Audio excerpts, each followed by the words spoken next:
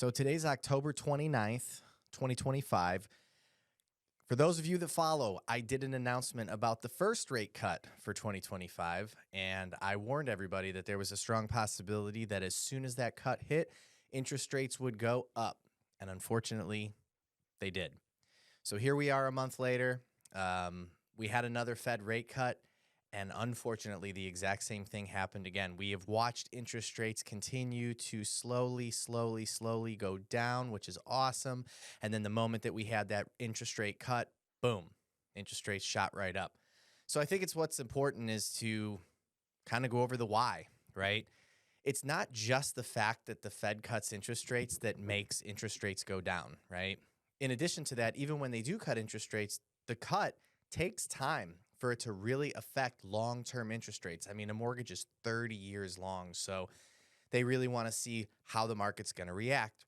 So the two things that really hurt us was, number one, when the Fed votes, they usually kind of get together, they have a meeting, and I'd say almost 9.5 out of 10 times when they come out and make an announcement on a Fed cut, they all vote the same way, in unison.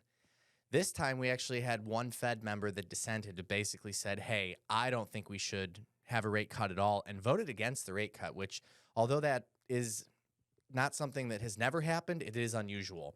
So that was one of the things that we experienced during this Fed rate cut. And then number two, we were kind of told this year that we were going to see 3 Fed rate cuts, one in October, one in September that we already experienced, and then one in December. But during the announcement, Federal Chairman Jerome Powell went ahead and said that he's not planning on guaranteeing anything in regards to a Fed rate cut in December.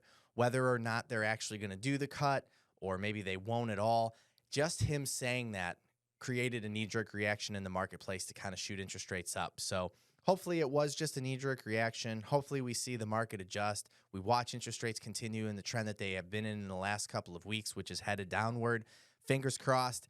Pray to the loan gods, but unfortunately, after the rate cut today, interest rates for mortgages, they went on the upturn.